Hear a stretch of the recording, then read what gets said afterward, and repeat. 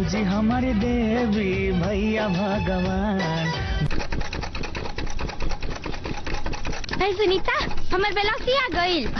बस दीदी हो ही गइल बा, 2 मिनट टाइम दे दी, सी के देता नहीं। अरे अभी लेना कैलू। अरे अभी भी समय बा, एगो औलाद कर लो, बुढ़ारी में उहे सहारा बनी।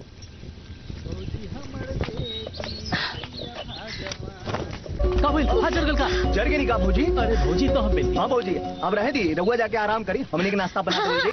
ए जी हाँ जी तनी पंडित जी से बात करी ना कि कोनो निमन लड़की होखे तो बतावस।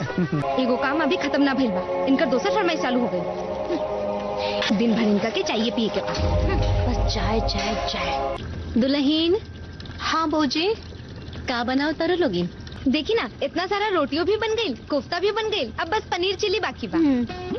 अरे इनका चक्कर में हमारा पेट जो जल गई। इनका तनिको माया नहीं खे। दुल्हन नमक ना चिखले रहलू का? ठीक बात, दाल से खा लेते। दिमाग खराब हो गया तोर, हैं? दिमाग खराब हो गया। बस माफी मांग, माफी मांग माफी। अरे मांग। रमेश दीदी पागल हो गए बड़ा का? अजी हाथ बात कर ले, तेरा जुबान लड़ा के भौजी तारा से माफी ना मांग, जान से बचना हम छाप नहीं जाते ना भौजी, छोड़ हम के। कहना शहर में शिफ्ट हो जाए बड़ा दिक्कत होता, हमें जय में शहर में शिफ्ट हो जाए? अरे बाबू घर खाली हो जाए, और खाली घर भूतन का बसेरा हो केला। रुआ इनकरा लोग के पढ़ा लिखा के डॉक्टर इंजीनियर बना के कोनो एहसान ना कहीं नहीं। जाए देना काहे रोकता नहीं, और वैसे भी ये लोग के उम्र बाद साथे रह के ना। छोड़ा जाए दो। का भइल जी? रमेश फोन कट कर दे बस, रुका मैं इसके फोन कर दे। हाँ हमनी लोगन के हमनी लोगन से कोनो मतलब नहीं है, चाहे हमनी लोग जियल जाए या मरल जाए। अरे भौजी अभी दिल्ली मुंबई शहर नहीं खे ना, कि जब सोचनी जाए नौकरानी मिल गई। इची का सोचत बनी? लगाई ना फोन। अरे लगाई ना फोन। हाँ भैया लगाई ना फोन। नाश्ता करके तनी एक बार बबुआ लोग के फोन लगाई ना। मत याद करा, भूल जा। आगे तो देवरन का फोन बतिया। अब का बताई भौजी, रुआ तो जानते बनी ना, अस्पताल से कभी टाइम ही नहीं मिलेला, और आज टाइम मिला ना तो समय निकाल कर रुआ का फोन कहीं नहीं है। लेकिन तोरा तक कम से कम भैया भौजी के हाल चाल लेवे के चाहत रहे। हाँ ये खुशखबरी सुन के ना तो दोनों जना खुशी से उछल पड़बो। अरे दुल्हन दुल्हन चली था। ये लोग बड़ा उम्मीद से आए लोग मजा तो खिंचाई के पड़े ना, तो वो लोग खिंचा चाहिए सर। सुनीता तो क्या मार कसम। अरे सर बहुत दुखाता। अरे काबिल अरे बहुत दुखाता हमर सर। अरे दुल्हन ठीक बाड़ा नु? अचानक से चक्कर आइला, हम गिर गई। लेकिन दीदी हमनी के रहते अगर भौजी बर्तन में जिए तो हमनी के नीमन ना लगी। हाँ ऐसा ही आवत रहे लोग। वैसा तो लोग से मिल के ना बहुत अच्छा लगा। हमनियों के बहुत अच्छा लागल। हेलो प्रणाम जी। खुश रह सुनीता। हम बहुत खुशकिस्मत वाले कि हमके ऐसा देवरानी मिलल पड़े। हमके लिए आवे खातिर कब आए।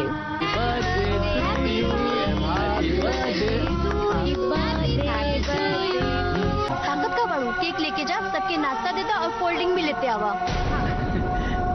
गिफ्ट हुआ पार्टी को शानदार बना भाई। अच्छा केक कटी ठीक खुद पारी में रहुआ। ए जी भौजी के समझा दी, हमने मम्मी पापा से जबान लड़ावत बाड़ी कि हम बर्दाश्त ना करब। अपना मेहरारू की माई बाबूजी दिखाई देता। हाँ चले भैया चले आगे। बाबूजी कहाँ रहे?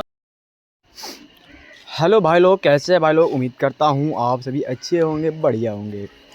तो फाइनली दोस्तों आज एक बहुत ही पारिवारिक सी फिल्म का रिव्यू लेकर आ चुके हैं मेरे प्यारे दोस्तों। आज हम जिस फिल्म का रिव्यू करने वाले हैं उस फिल्म का नाम है भौजी हमार देवी भैया भगवान। जी हाँ, तो कुछ इस प्रकार से जो है इस फिल्म की कहानी को बनाया गया है, जो कि सचमुच में नाम से जो है बेहतरीन मूवी की स्टोरी को बना दिया गया है, जो आप सभी को काफ़ी ज़्यादा पसंद आने वाली है ये मूवी। और इस मूवी में जो है हमें नज़र आएंगी भोजपुरी इंडस्ट्री की एक बहुत ही बेहतरीन अभिनेत्री जिनका नाम है संजना पांडे।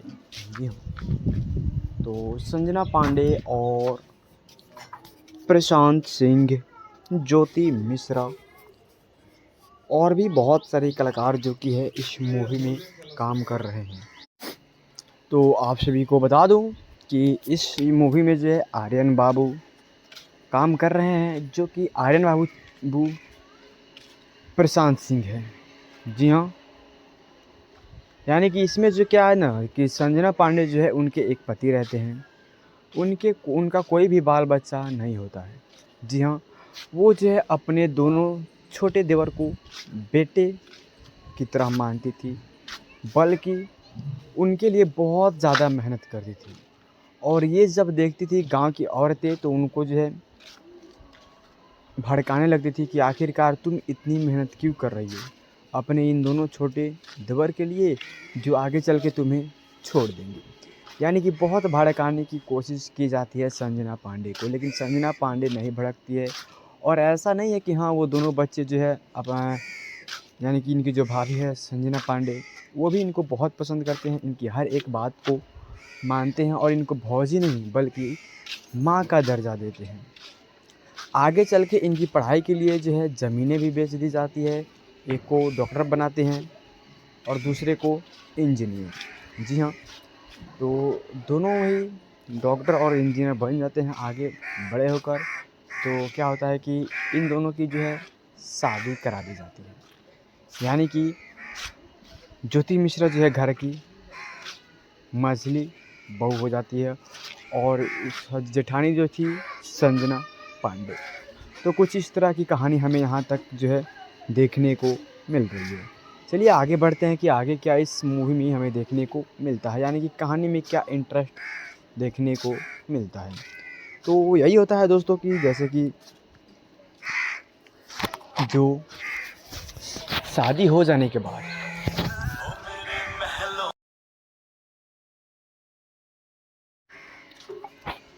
तो शादी में जो है कुछ सामान आए थे, जैसे में कि वॉशिंग मशीन, फ्रिज, मिक्सर, ऐसे करके बहुत सारे सामान जो है आए थे।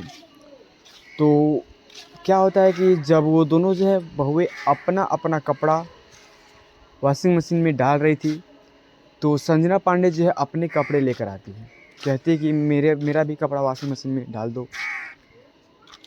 वो जो दोनों हैं इनको बहुत ही बुरी तरह से इनको जवाब देती है। और ये जब सुनते हैं उनके देवर, उनके बड़े देवर, उनको काफ़ी गुस्सा आता है और वो जाकर अपनी पत्नी को जोर सा थप्पड़ लगाते हैं और उनको वहीं पर कहते हैं कि ये तुम्हारी जेठानी नहीं, तुम्हारी सास है।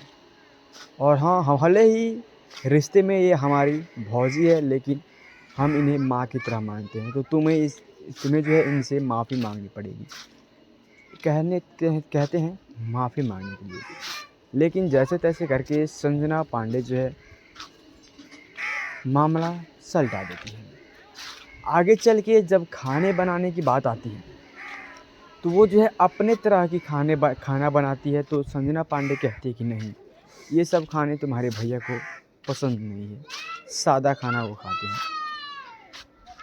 सादा खाना भी बनाती है दोस्तों, लेकिन क्या करती है ना, उसमें जो है नमक की मात्रा यानी कि ज़्यादा तरह से नमक डाल देती है, जो उनको खाने में तकलीफ़ होती है, लेकिन जैसे तैसे करके वो जो है खाना खा लेते हैं। आगे चल के क्या होता है कि किसी न किसी तरह से वो दोनों बहुएं जो है अपने अपने पति की कान भरती है और बोलती है कि क्यों ना हम शहर में शिफ्ट हो जाए, यानी कि क्या रखा है इस गांव देहात में, हम शहर में रहेंगे। जी हाँ, तो आगे चल के जो है अब हर दिन कोई एक ही बात सुनेगा तो उसका तो थोड़ा माइंड जो है चेंज होगा ही। तो उनके साथ भी कुछ ऐसा ही होता है मेरे दोस्तों। और क्या होता है कि इसके बाद मेरे प्यारे साथियों,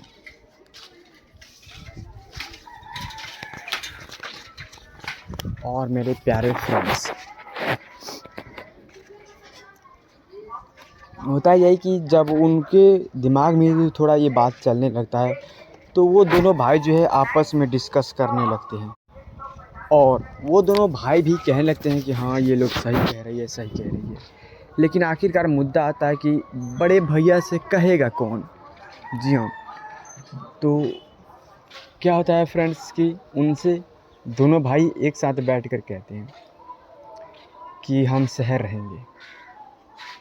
वो कहते हैं कि नहीं, हम तुम लोगों के बिना नहीं रह सकते, तो ये बात तुम लोगों को पता है। लेकिन वो कहते हैं कि आप लोग भी हमारे साथ चल रहे हैं। लेकिन वो दोनों जो बहुएं जो है ना, वो मिलकर जो है इन दोनों को, यानी कि अपने भैया भाभी को यहीं पर रहने के लिए बोल देती है। जी हाँ, यहीं पर रहने के लिए बोल देती है। और क्या करती है मेरे प्यारे फ्रेंड्स की, वो दोनों भाई जो है शहर में रहने लगते हैं। शहर में शिफ्ट हो जाते हैं, दोनों भाई हंसी खुशी से रहने लगते हैं। और ये यहाँ पर इनको तकलीफ़ हो रही थी उनके बगैर, लेकिन आगे चल के जबकि बड़ी बहू माँ बनने वाली थी, वो काम नहीं कर रही थी, तो वो जो है नौकरानी की तलाश में थे। तो वही जो है संजना पांडे को बुलाते हैं वहाँ पर काम धाम करने के लिए। और नौकर नहीं बल्कि नौकर से भी बदतर जो है संजना पांडे की हालत की जाती है, यानी कि उनसे काम कराया जाता है। घर का हर एक काम, यानी कि वेटर का काम भी संजना पांडे को ही करना पड़ता है। और जब कोई पूछता है कि ये कौन है, तो कहते हैं कि ये नौकरानी है, गांव की नौकरानी। तो एक बार संजना पांडे अपने पति से बात करती है तो उनको सच्चाई तो नहीं बताती है, लेकिन जब वो पहुंचते हैं और वहां पर देखते हैं अपनी पत्नी की हालत कि हाँ मेरी पत्नी से क्या क्या काम कराए जा रहे हैं, तो अब वो जो है ना अपने भाइयों को काफ़ी कुछ सुनाते हैं और अपनी पत्नी को शहर से लेकर गांव आ जाती है, गांव में ही रहने लगती है। और इनकी भैया की तबीयत जो है काफ़ी ज़्यादा ख़राब थी। इनकी तबीयत ख़राब होने के कारण और इतना ज़्यादा प्रेशर के कारण जो है वो इस दुनिया से चल बसते हैं। इनके भैया यानी कि संजना पांडे के पिताजी इस दुनिया से, उनके पति इस दुनिया से चल बसते हैं।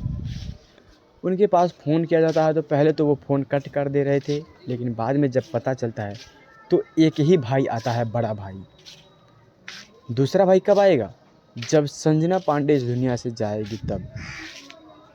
तो क्या होता है कि संजना पांडे कहती है कि तुम्हारे भैया नहीं रहे तो तुम आए हो, और मैं जब नहीं रहूँगी तो तुम्हारे छोटे भाई आएंगे। तो संजना पांडे भी एक ही साथ इस दुनिया से अपने पति के साथ ही चल बसती है। तब दोनों भाई ही आते हैं और तब जाके उनकी आंखें खुलती हैं, यानी कि तब वो माफ़ी मांगते हैं किससे? इन दोनों से, जबकि इस दुनिया में थे ही नहीं। तो कुछ इस तरह की इंटरेस्टिंग स्टोरीज है बनाई गई है इस फिल्म की। तो ऐसी फिल्मों के बारे में जानने के लिए फटाफट से वीडियो को लाइक करें एंड हमारे यूट्यूब चैनल पे पहली बार आए हैं, चैनल को सब्सक्राइब नहीं किया है तो चैनल को सब्सक्राइब कर बेल आइकन को ऑल पर सिलेक्ट कर दें, ताकि आप सभी से भोजपुरी इंडस्ट्री की कोई भी मूवी मिस ना हो पाए। हर एक मूवी का नोटिफिकेशन मिलता रहे, हर एक पारिवारिक पिक्चर के बारे में जो है जानकारी मिलती रहे।